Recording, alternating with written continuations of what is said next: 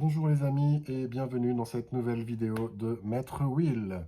Alors aujourd'hui, Music First, on va parler donc musique et je vais vous présenter des vinyles de la famille Jackson.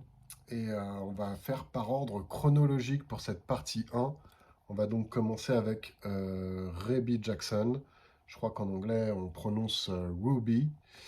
Donc c'est la sœur aînée de la fratrie, de la famille, et c'est un très bon album sur lequel on peut retrouver donc la fameuse chanson éponyme écrite et composée par Michael Jackson, Centipede. Voilà, c'est un très bon album, je pense qu'il est sorti dans les années 80. Et donc la grande sœur, bah, elle assure une belle voix, un ensemble très homogène avec une dizaine de chansons toutes très bien écrites, très très sympa. Donc voilà, un bel album vinyle à posséder. Donc numéro 2, on continue avec Jackie Jackson. Donc ça, c'est le premier à s'être lancé, le premier des frères aînés à avoir sorti un album solo. En tout, il en a eu deux albums. Donc le deuxième, sorti dans les années 80, est plus dans un thème pop. Celui-ci, bon, c'est purement et simplement de la musique des années 70, donc très Motown, écrit par et composé par la Corporation de Berry Gordy, donc des chansons vraiment dans la veine des Jackson 5. Très bon album, là encore, hein, c'est un vrai plaisir à écouter. Petit bémol, il y a des chansons où en fait il est en voix de tête, en voix très aiguë. Là, du coup, ça gâche un peu le plaisir parce qu'il a une très belle voix en fait, hein, Jackie, quand il est dans sa tessiture normale, dans sa voix, on va dire, un peu grave. Mais dès qu'il part dans les aigus, c'est-à-dire dans plus de la moitié des chansons, je trouve que ça gâche un petit peu l'ensemble, quoi. Ça, c'est dommage. Mais très très bon album vinyle, donc à avoir dans la famille. Voilà, je continue. Numéro 3.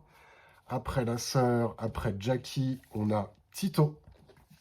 Tito qui a mis du temps à se décider pour sortir donc des albums, puisque lui, il a commencé, je crois que c'était en 2020 ou 2022, et il avait sorti un premier album qui s'appelait Time, qui est un excellent album, écrit et composé donc par Tito, mais coécrit sur beaucoup de chansons avec ses enfants, les 3T. Donc je crois qu'il y a trois quatre chansons sur l'album Time avec les 3T. Et là, je vous présente une édition vinyle, pour rester dans les vinyles, de Under Your Spell. Voilà. Et ouais, celui-là, je vais vous le montrer un peu plus en détail, parce que la sous-pochette est très jolie, et parce que le disque en lui-même est très très très sympa, avec un joli disque marbré, légèrement marbré, beige, blanc, comme ceci, donc édition collector. Ça, c'est son deuxième album, donc sorti, je pense, en 2022-2023, quelque chose comme ça, et c'est vraiment mon chouchou. Tito, j'adore ces deux albums. Je vous conseille très vivement, très chaleureusement les albums de Tito, paix à son âme. Voilà, super, super.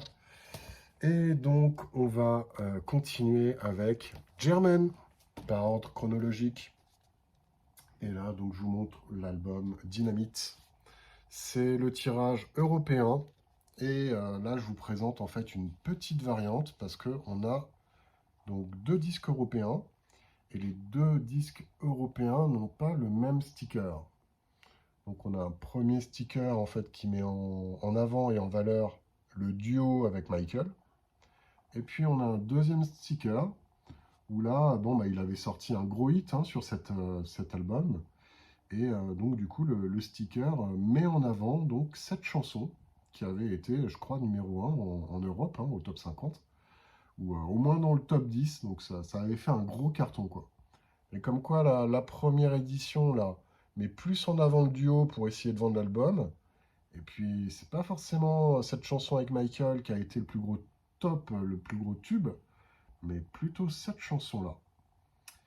Et donc voilà, la petite variante intéressante. Donc ces deux disques ont été édités, je crois, en Allemagne. C'est marqué République fédérale d'Allemagne, parce que c'est sorti en 84, donc l'Allemagne n'était pas encore réunifiée. Donc ça aussi c'est marrant, les petits faits historiques comme ça sur ces albums, on voit des petites mentions rigolotes. Et donc pas la même référence à l'arrière, vous voyez, il y en a un avec un code barre, l'autre sans code barre. Donc voilà, c'est marrant, deux stickers différents, sortis la même année mais pas le même disque. Et on termine pour cette première partie avec un très bon disque aussi, la Toya. Et oui, la Toya a fait des bons disques, c'est possible, oui. Donc ça c'est dans un esprit très disco. Vraiment, il est excellent cet album, hein. Il faut l'écouter, il faut l'avoir dans sa collection si on est collectionneur de la famille, hein. Et de Michael, puisqu'il y a aussi une chanson écrite avec Michael Jackson.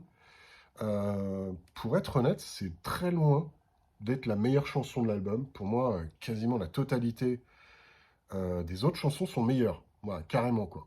Mais voilà, c'est un petit truc à savoir. Une chanson écrite par Michael et je crois qu'on l'entend dans les chœurs, si je dis pas de bêtises. Donc voilà, vraiment excellent. S'il y a un album de la Toya à retenir, c'est celui-ci, la Toya Jackson. Voilou. Donc j'espère que ça vous a plu cette première partie. Dans la deuxième partie, on verra donc par ordre chronologique tous les autres de la fratrie, donc Janet, Marlon, Randy, Michael évidemment. Et dites-moi en commentaire si vous aussi vous collectionnez les vinyles de la famille. Est-ce que ça vous intéresse, ce type de vidéo? Donc voilà, et puis écoutez, passez une excellente soirée. Je vous dis à la prochaine. Salut les copains, bye.